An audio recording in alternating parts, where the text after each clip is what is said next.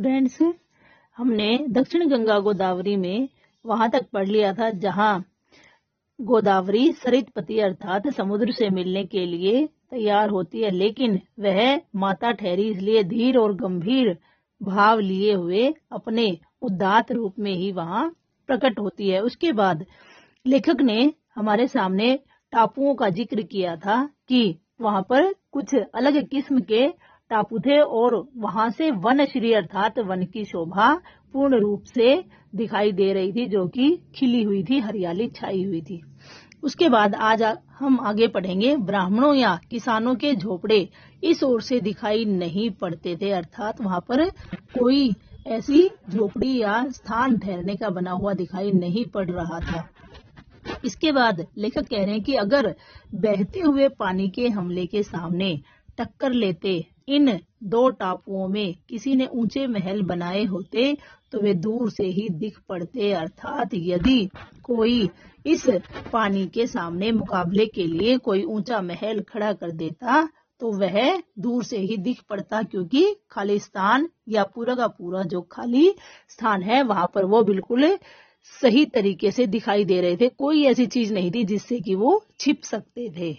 अब आगे लेखक कह रहे हैं कि कुदरत ने तो सिर्फ ऊंचे ऊंचे पेड़ों की विजय पताकाएं खड़ी कर रखी थी और बाईं ओर राजमहेंद्री और धवलेश्वर का सुखी जन समाज आनंद मना रहा था। कुदरत ने वहां पर बहुत ऊंचे ऊंचे पेड़ अपने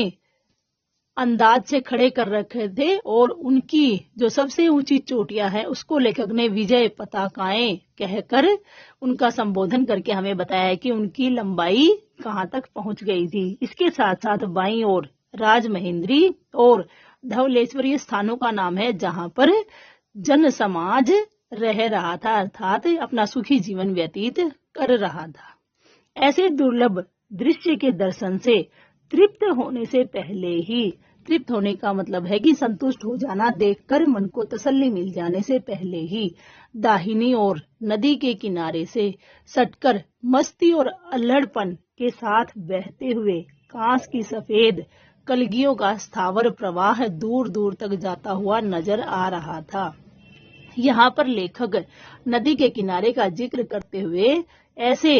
पेड़ों के बारे में, पेड़ भी नहीं कह सकते हैं, कांस का जो पेड़ होता है सरकंडे को यहाँ पर लेखक ने कांस का नाम दिया है। और यदि आपने देखा हो ये लगभग नहर या नदियों के किनारे ही खड़े रहते हैं और सबसे ऊपर जो इसका फूल निकलता है वह सफेद रंग का होता है, जैसे किसी मोर या मुर्गे की कलगी हो, ऐसा दूर से दृश्य नजर आता है। और बहुत सारे सरकंडे के अगर पेड़ खड़े और सभी के ऊपर फूल आए हुए हों तो वह दृश्य भी मन को हरने वाला होता है। तो यहाँ पर लेखक कह रहा है कि किनारे से सटकर मस्ती और अल्हड़पन के साथ बहते हुए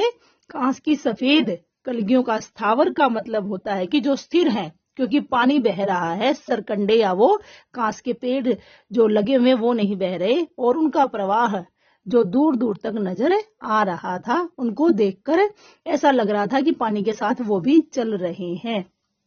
नदी के पानी में उन्माद था। उन्माद का मतलब है कि जब नदी का पानी ऐसे उछलता हुआ चलता है, उसके अंदर लहरें उठ रही हैं, तो वो उसका क्या है, उसके अंदर जो मस्ती छाई हुई है उन्माद है, ऐसा लग रहा था। उसमें लहरें न थी, पानी के साथ साथ जो प्रवाह साधारण रूप से चल रहा है उसको देखकर ऐसा लग रहा है कि वो मस्ती करता हुआ तो जा रहा है, लेकिन लहरों का रूप उसने धारण नहीं किया हुआ है। कलगियों के इस प्रवाह ने हवा के साथ साथ जो षड्यंत्र रचा था उससे वह मनमानी हिलोरें उछाल सकता था। तो वो कह रहे हैं कि कलगियों के इस प्रवाह ने, क्योंकि हवा जब चलेगी तो ऊपर से जो सरकंडे का फूल है वह तो अवश्य हिलेगा, तो उस प्रवाह ने हवा के साथ साथ जो षड्यंत्र रचा, जैसे ही हवा आई तो उनमें भी हिलोरें उठने लगी और उससे ऐसे लग रहा था कि वह मनमानी हिलोरें उछाल सकता था, कि वह उस नदी के बहाव में या प्रवाह में हिलोरें ला सकता था। कम हो भी क्यों, लेखक इसके साथ साथ एक प्रश्न भी पूछ रहा है कि वह उछाल कम क्यों हो नहीं हो, लेकिन कांस की कलगियों का प्रवाह तो बहता ही जा रहा था। लेकिन उनको देखकर ऐसा अनुभव हो रहा था कि उनका प्रवाह चलता ही जा रहा है, रुका नहीं है। गोदावरी के प्रवाह के साथ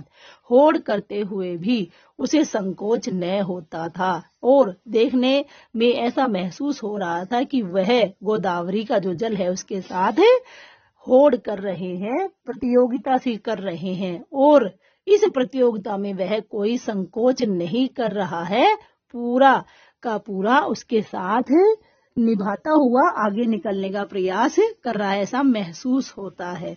इसके बाद अंतिम लाइन में लेखक जो है कह रहे हैं कि गोदावरी माता के विशाल तट पर इसने क्या कम स्तन्यपान किया था, क्योंकि गोदावरी के तट पर ही ये जो सरकंडे के लगे हुए पेड़ हैं, इनको जो भोजन या हम कहेंगे पेड़ों को जो चीज मिलनी चाहिए उसका एक मुख्य जो वजह है वो गोदावरी है। अगर गोदावरी के तट पर वो सरकंडे नहीं होते तो उनको जो जल के रूप में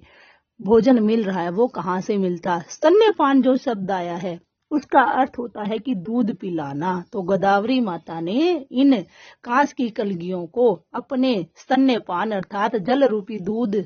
पिलाकर या जल रूपी दूध को पिलाकर ही इनको यहाँ